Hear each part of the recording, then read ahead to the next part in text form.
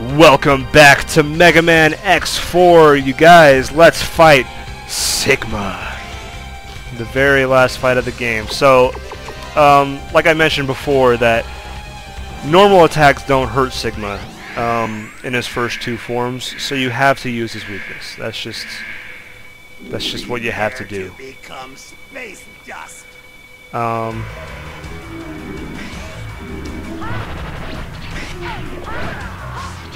You see how they kind of cripple Sigma too?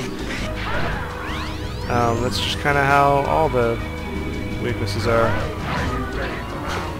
Alright, this is hard. This is one of his hard. I mean, he's got a whole bunch of forms, but this is one of the hardest ones, if you ask me, because he has a lot of crazy attacks that are really hard to dodge. Ow, jeez.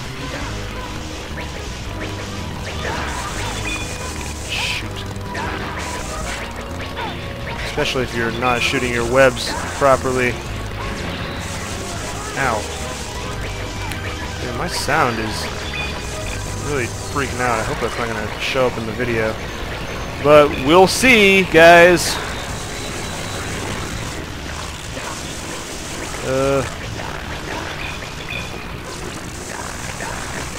Man, that sounds really awful. Are you guys hearing that? Again, I hope not, but it is what it is. Okay, it stopped. Jeez, I wonder if it has something to do with the music and I don't know, there's just too much sound going on at once. Wasn't doing that when I wasn't recording it, so it's got to be something to do with the recording thing I'm doing here. Whoa, that's a big gun, guy! Alright, so this is Sigma's final form, and it's very overwhelming if you don't know what's going on. Okay, so the way it works is it rotates between three different phases, if you will. One where he's just a big heaping pile of face in the corner there. Okay, so two like main phases. One where he's got this big gun, and one where he's a heaping pile of face. And then in between each phase, these just giant weird heads will show up and do a thing. Ah, jeez. Memory's favorite thing to deal with. And so, with each giant head phase, it could be one of three things. It could be the blue head, the yellow head, or the red head. The blue head will like just kind of sweep across the room and kind of blow cold air into the ground, and if it touches you, it hurts. The red head will shoot big fireballs at you. The yellow head will shoot electricity at you from the center of the room. And if you kill the main colored head, it will end the phase early. Okay, and so each main phase kind of has two different patterns they follow. One of the heaping pile of face phases will like try to blow you into a wall of spikes, and the other pattern will suck you in with a bunch of garbage and then blow out all the garbage, and each piece of garbage that he sucks in will hit you, and it hurts a lot. But you can shoot the garbage, luckily.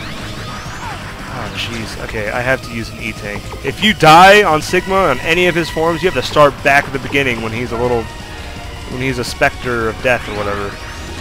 So if you are in doubt, use an E-tank, you know what I mean? It's best that you just don't even risk it. This is a long fight, and you don't want to fight all of it over again.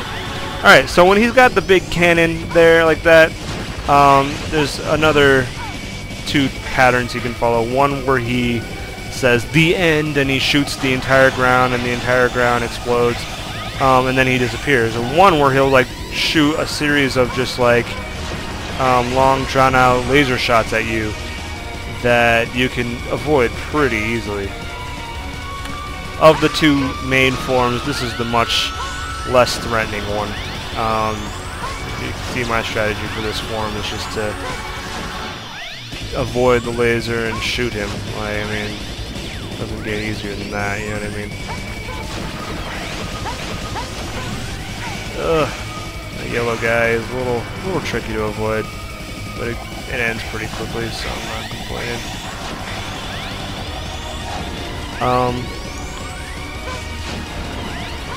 This is the red one, by the way. The red one spawns all the way off the screen. That's one of the things about this boss level, and some of the other boss levels too, is that the boss just kind of, most of the fight is not even on the screen, you know what I mean? That was a huge problem with the Colonel fight too.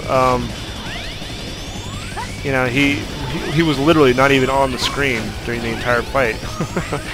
So, not much I can do about that other than fight him differently, but screw that. Okay, that I shot to the right first. And you want to maintain your plasma circles there on him. Oh, shoot. Ah, shoot. I got hit.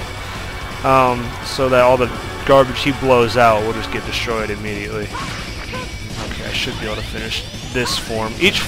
By the way, each main phase has its own life bar, and so this one's gonna die. Okay, cool. That one's dead. You can see Sigma's smug face up there in the corner. There's Sigma's pile of face there in the bottom. Oh, man. I don't think I'll need another E-tank or anything, but you never know. This boss is ridiculous when you're playing as Zero. It's so hard. But like I mentioned before, my buddy Brickroad played this game as Zero. If you want to check it out, you should, because it's really great. He has a lot of really cool commentary too. And he plays this game a lot better than I do. I will say that. Okay, so. Oh, I'm moving.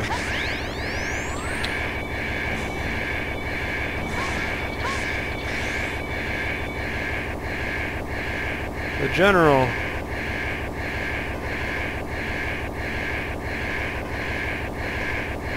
Yeah, he's sacrificing himself to stop the weapon and destroy the whole space station.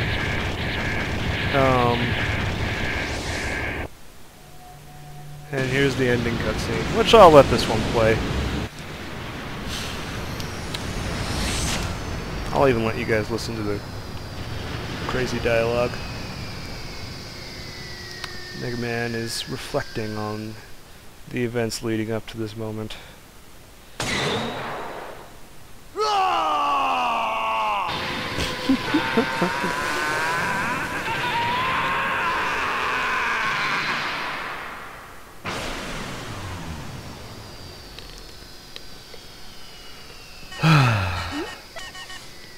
This is Maverick Hunter Headquarters. Zero.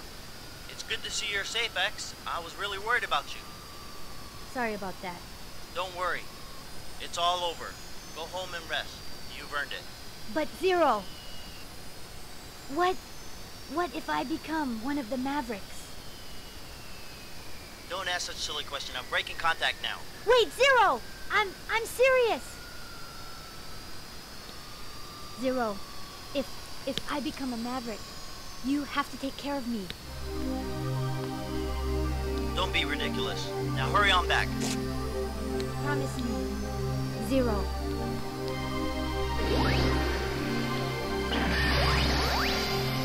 Yeah, it's whatever.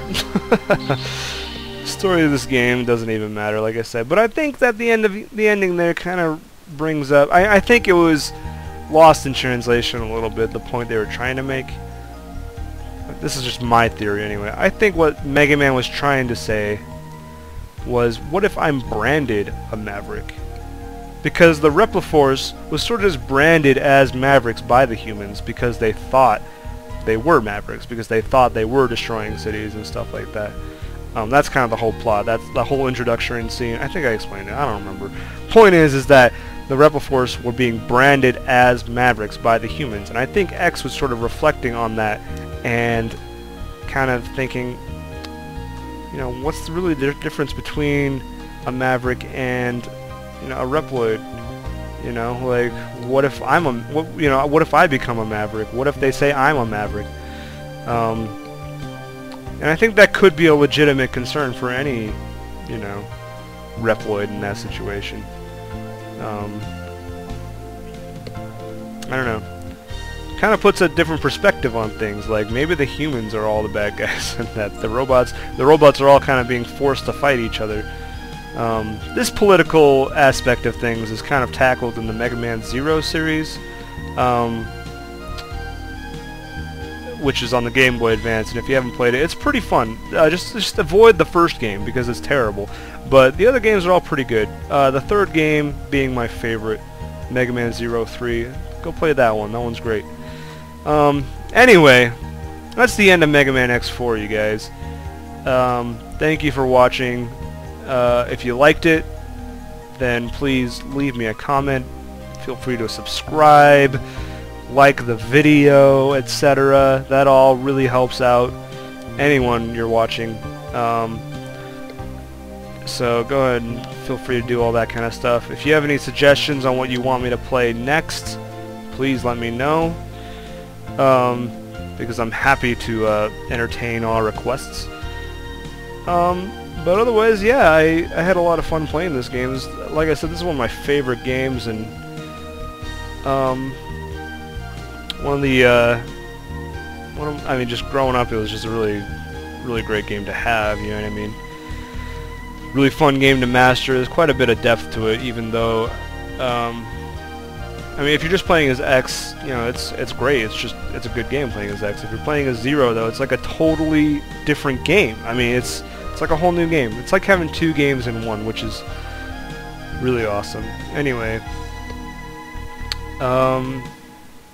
that's Mega Man X4, you guys. Now you can see that little blue blip escape from the final weapon. I don't know. I think that was X escaping. Or maybe it was Sigma and it was trying to tell us. The battle has ended, yet somehow X doesn't feel quite right. What caused all those robots to turn into Mavericks? Will it happen to me someday? Yeah, I don't know. I don't know if this is ever solved or figured out in the later X games. I don't care. I don't care at all. Thanks for watching, guys.